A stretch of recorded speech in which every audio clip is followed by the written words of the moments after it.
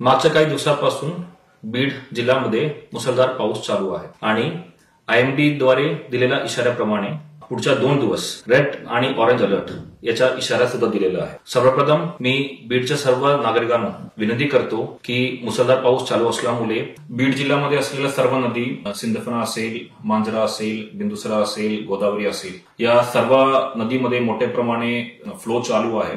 माजलगाव धरण यापासून आमचे विसर्जन चालू आहे, त्यामुळे या नदीकाठावर असलेला सर्व गावकरी लोक तुम्ही सतर्क राहणं खूप अत्यावश्यक आहे।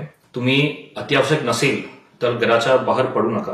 कुठल्याही परिस्थितीमध्ये पूरग्रस्त रस्ता असेल, पूल असेल, हे तुम्ही क्रॉस करण्याचा कुठलाही प्रयत्न करू नका। या पूर्ण सिच्युएशन हँडल करण्यासाठी आमच्या जिल्ह्यामध्ये सुद्धा एक NDRFचे पथक आणि एक आर्मीचे पथक आपण स्टेशन केलेलं आहे। अत्यावश्यक परिस्थिती असेल आपण आर्मी मार्फत आणि NDRF मार्फत सुद्धा रेस्क्यू मिशन करू शकतो आणि आपण कुठल्याही प्रकारचा स्थलांतर करायचं असेल या शिफ्टिंग करायचं असेल तर त्याचा सुद्धा पूर्ण लोकेशन सुद्धा प्रशासनाने आयडेंटिफाय करून ठेवलेलं आहे। तुम्हाला स्थलांतर केलेल्या ठिकाणांमध्ये सुद्धा सर्व सोयी सुविधा करण्यासाठी स्थानिक पातळीच्या प्रशासनाला सुद्धा सूचना दिलेल्या आहे।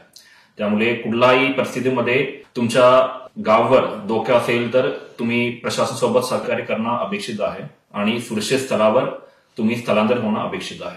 तुम्हाला कुठल्याही प्रकारच्या अडचणी असेल, यामध्ये कुठल्याही प्रकारच्या आपत्तीच्या परिस्थिती असेल, तुम्ही या स्क्रीनवर दाखवलेला टोल फ्री नंबरमध्ये संपर्क करू शकतो। त्यासोबत तुम्ही संबंधित तहसीलदार असेल, तलाठी असेल, या सर्वांना 24 तास त्यांचा मोबाईल चालू ठेवण्यासाठी आणि त्यासोबत कुठलाही परिस्थिती असेल तर आमच्या टोल फ्री नंबरवर संपर्क करण्यासाठी आम्ही पूर्ण सूचना दिलेल्या आहे। कुठल्याही प्रकारच्या तुम्हाला मदत असेल तर तुम्ही आमच्यापर्यंत पोहोचू शकतो, त्यासाठी पूर्ण वेळ प्रशासन तुमच्यासाठी उपलब्ध आहे।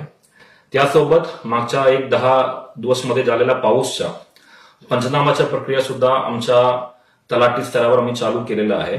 लोकल प्रशासन सुद्धा यामध्ये पूर्ण वेळ पंचनामा करण्यासाठी, त्यासोबत घरामध्ये पाणी शिरलेलं असेल आपण ताबडतोब तसे कुटुंबांना आपण 5,000 रुपये देतात आणि लवकरात लवकर आपण धान्य सुद्धा भरपूर ठिकाणी वाटप सुद्धा केलेलं आहे। यामध्ये तुम्हाला कुठल्याही प्रकारच्या माहिती या तुम्हाला कुठल्याही प्रकारच्या मदत तुम्हाला भेटला नसेल, तुम्ही आमच्यापर्यंत या टोल फ्री नंबरवर पोहोचू शकतो।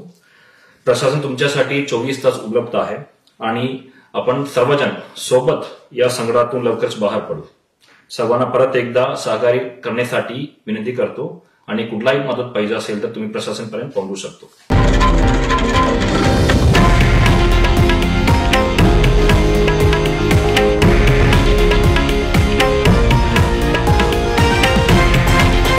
हे आहे देशातील नंबर 1 न्यूज नेटवर्क आणि आपण पाहत आहात TV9 मराठी, एकमेव।